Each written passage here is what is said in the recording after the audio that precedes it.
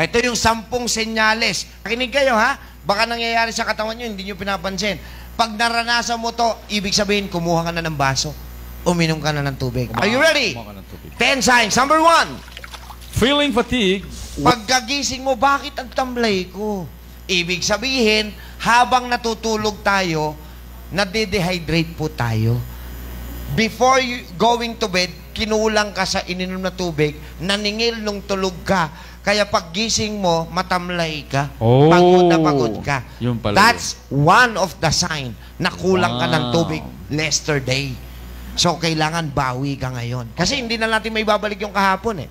So, pagbangon mo, uminom ka kagad ng 2 basong maligam-gam na tubig. Number 2. Dry mouth. Yan. Pag napapansin mo, ako nararamdaman ko na, tuyo na yung labi ko.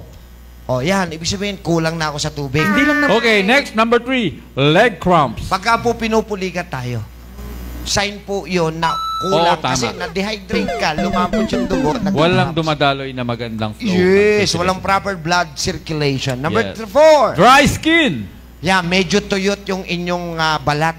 Mapapansin nyo yun pagka po kinamot mo may kulay puti. Yan, dry skin. Dry skin. Next, number 5. Color of urine. Yan, pagka po iba na ang kulay ng inyong ihi. Ano dapat? Ang dapat na kulay, maputi o almost white. Colorless? Hindi. Almost white. Pag colorless kasi, too much water na yon. Okay. Pagka kailangan may konti pa, mas malabnaw pa kaysa sa beer. No, pagka po iba na ang kulay ng ihi mo, pag ihi mo, nakita mo kulay blue. Blue? Ano ka na? Alien ka na. Pagka kulay tsaan na, madilaw, lalo na yung mga nagva-vitamin C sa inyo, napapansin nyo? Okay, Sabi nyo madilaw, kulang ka sa water. Hindi mo na-absorb. Umiinom ka ng multivitamins, umiinom ka ng supplements, umiinom ka ng vitamin C, at umihi ka na madilaw, walang na-absorb yung katawan mo. Iniihi mo yung vitamina mo. Ibig sabihin, kulang ka sa water intake, nagsusupplements ka nga, kulang ka naman sa water. Walang nagtutunaw. Naintindihan nyo, right? Number 6. Too much hunger. Yan. Pagka ikaw ay gugutumin, mabilis ka magutom. Ibig sabihin, kulang ka sa liquid. Liquid intake. Dehydrated ka.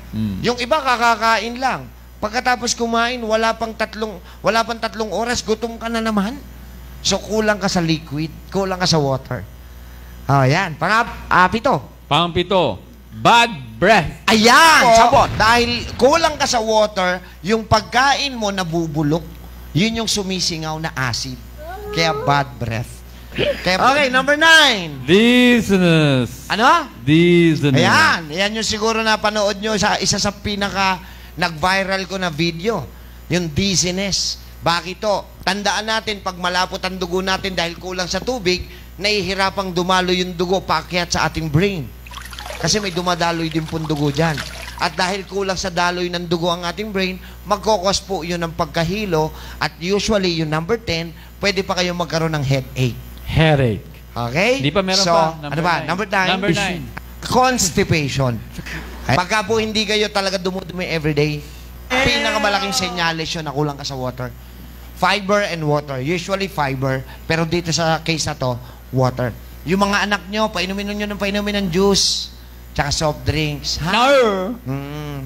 Para sila rin magkasakit pagdating ng araw. Yeah. Alright? Okay.